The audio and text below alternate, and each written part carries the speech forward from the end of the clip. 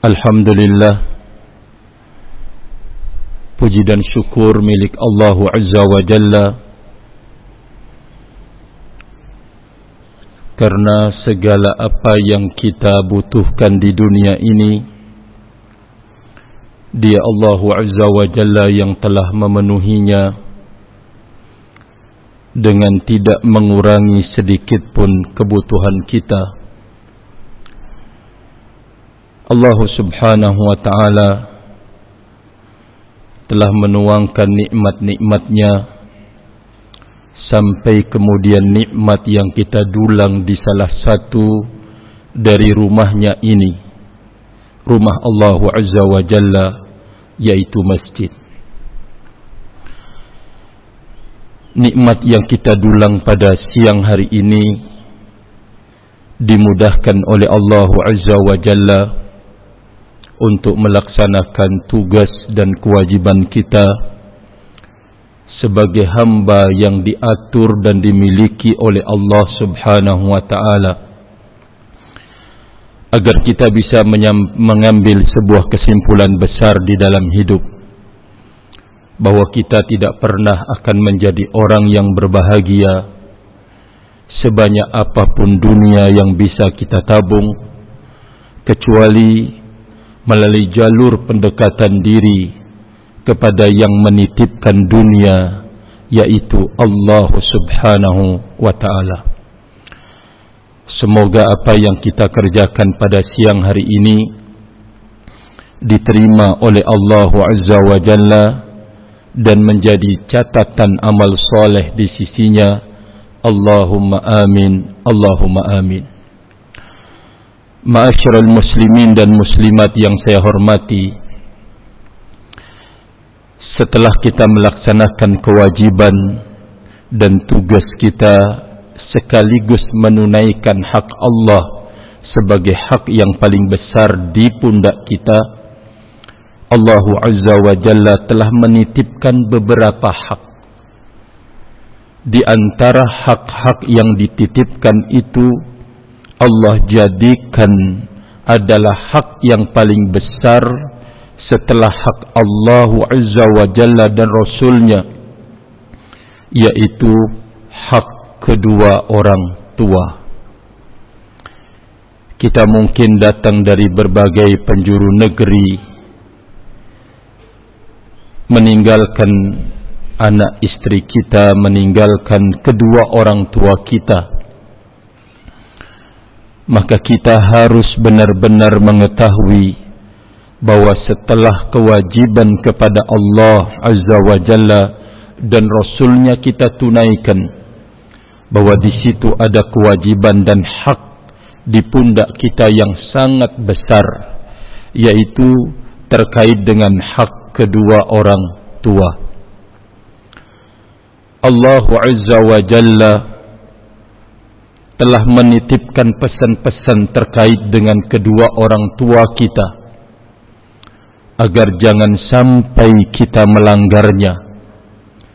Kapan saja kita melanggar yang terkait dengan hak keduanya, akan menyebabkan kita dimurkai oleh Allah Azza wa Jalla dan dibenci oleh Allah Azza wa Jalla. Apa artinya dunia ini yang kita telah kuasai kalau penguasa segala-galanya itu murka? Diriwayatkan oleh Imam Tirmidzi dan Ibnu Hibban dari sahabat Abdullah ibnu Amr ibnu al-As, Rasulullah alaihi salatu wassalam mengatakan, ridallahi fi ridal walidaini wa sukhtullahi fi sukhtil walidain. Ridhonya Allah bersama keridhaan kedua orang tua, dan murkanya Allah bersama kemurkaan kedua orang tua. Berarti kedua orang tua kita memiliki hak yang sangat besar di kehidupan kita sebagai anak, walaupun kita sudah menikah, walaupun mungkin kita sudah punya anak atau cucu, kewajiban kedua orang tua itu tetap masih ada selama dia berada di dunia atau belum meninggal, ataupun setelah kedua orang tua kita meninggal dunia. Mari kita dengarkan apa pesan-pesan Allah Azza wa Jalla bagi kita sebagai anak yang telah meninggalkan kedua orang tua kita. Pertama, Allah Azza wa Jalla memerintahkan kita untuk mentaati keduanya.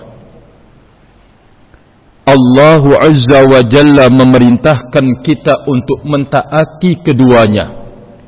Batas ketaatan kita kepada kedua orang tua adalah di saat orang tua kita menyuruh kita kufur kepada Allah, atau menyuruh kita bermaksiat kepada Allah Azza wa Jalla dan Rasulnya, maka di saat itulah kita tidak boleh mentaati perintah keduanya. Walaupun kedua orang tua kita kafir kepada Allah, maka kita masih diwajibkan oleh Allah Azza wa Jalla untuk berperilaku yang baik kepada beliau berdua. Untuk tidak boleh kita berbuat zalim, menyia-nyiakan kedua orang tua, walaupun kedua orang tua kita itu kafir kepada Allah Subhanahu wa ta'ala, maka kita tetap disuruh untuk berbuat baik kepadanya. Bagaimana jikalau kedua orang tua kita itu adalah orang yang taat kepada Allah, orang yang selalu meramaikan rumahnya Allah Azza wa Jalla, orang yang selalu tidak pernah berpisah dengan Al-Quranul Karim. Di masa-masa tuanya dia tekun membaca Al-Quranul Karim, tekun beribadah kepada Allah Azza wa Jalla, melebihi kita sebagai seorang anak. Maka kejarlah surga itu melalui kedua orang tua. Kejarlah kemurahan Allah Azza wa Jalla melalui kedua orang tua. Kejarlah ridhonya Allah Azza wa Jalla melalui kedua orang tua. Karena Nabi sallallahu alaihi wasallam telah mendoakan kualat hidupnya orang yang jelek hubungannya dengan kedua orang tuanya. Di saat Nabi SAW berada di atas mimbar di hadapan para sahabatnya, Rasulullah SAW tiba-tiba mengatakan amin, amin, amin. Para sahabat Nabi ridwanullah alaihim ajma'in bertanya, "Ya Rasulullah, engkau mengucapkan amin ini atas doanya siapa ya Rasulullah?" Lalu Rasulullah alaihi salatu wassalam memberikan jawaban, "Atani Jibril." Baru saja Jibril mendatangiku, kata beliau. Kita tahu bahwa Jibril adalah imam dari imam-imamnya para malaikat. Datang kepada Rasul alaihi salatu wassalam, lalu kemudian mendoakan kualat terhadap satu orang yang adraka walidayhi, orang yang bertemu, berjumpa, hidup dengan kedua orang tuanya, namun kedua orang tuanya tidak menyebabkan dia masuk ke dalam surga, alias durhaka kepada kedua orang tua. Malaikat mendoakan kualat dan diaminkan oleh Rasulullah sallallahu alaihi wasallam sebagai manusia yang terbaik di muka bumi ini, yang dipilih oleh Allah Azza wa Jalla sebagai utusannya, mengaminkan doa imam dari imamnya para malaikat, Jibril alaihi salatu wassalam. Sehingga kalau kita ingin bukti kejujuran ini semua, kita bisa melihat bagaimana Allah memperhitungkan atau memberikan perhitungan kepada orang yang durhaka kepada kedua orang tuanya. Tidak pernah kita menemukan orang yang durhaka akan berbahagia hidupnya. Durhaka kepada kedua orang tuanya, ma'asyiral muslimin dan muslimat yang saya hormati.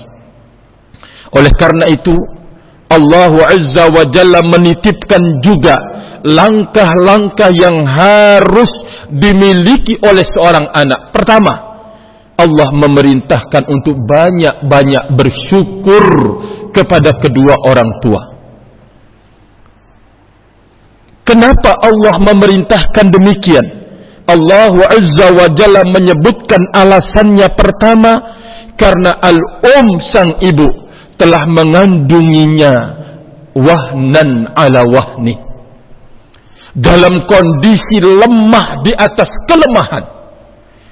Kalau kita diberikan beban 1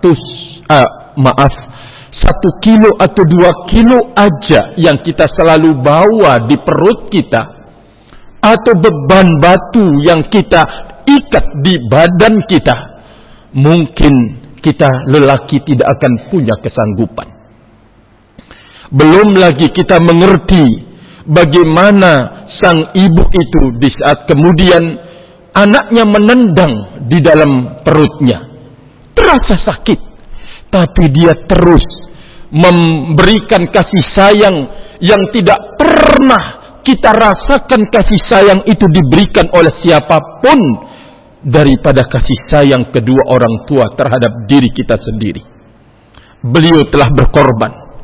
Beliau siap untuk kemudian menjaga, memelihara kita, yang tidak pernah kita menemukan manusia di dunia ini yang akan sanggup untuk melakukan sebagaimana kesanggupan kedua orang tua kita. Perjuangan besar yang dilakukan oleh kedua orang tua, Allah perintahkan untuk kita berterima kasih kepadanya, kepada Allah Azza wa Jalla. Dan yang kedua, Allah perintahkan kita anishkurli wali walidai, untuk bersyukur kepada kedua orang tua, ma'asyiral muslimin yang saya hormati. Ini pesan Allah Azza wa Jalla, agar jangan sampai kita kufur terhadap kedua orang tua. Di saat anak ini mampu duniawinya, kemudian kedua orang tuanya mungkin fakir miskin, membutuhkan bantuan, membutuhkan segala-galanya, muncul keangkuhannya, muncul akuismenya di hadapan kedua orang tuanya, muncul kemudian berbagai macam bentuk perangai-perangai yang buruk sebagai gambaran kekufuran kepada Allah dan kepada kedua orang tua. Maka tunggulah, Allah akan memberikan perhitungan kepada engkau. Bagaimanapun kemajuan duniawi yang engkau peroleh, sebentar Anda akan hancur di saat kemudian dia durhaka kepada kedua orang tua. Oleh karena itu Rasul sallallahu alaihi wasallam menyebutkan, la yadkhulul jannata qati'un, tidak akan masuk ke dalam surga orang yang memutuskan silaturahminya. Maka tidak ada bentuk pemutusan silaturahmi yang paling besar dibanding dengan seseorang anak yang durhaka kepada kedua orang tuanya. Kata Rasulullah alaihi salatu wassalam, la yadkhulul jannata qati'un, tidak akan masuk ke dalam surga orang yang memutuskan hubungan silaturahminya. Maka tidak ada pemutusan silaturahmi yang paling terbesar dosanya daripada seseorang anak durhaka kepada kedua orang tua.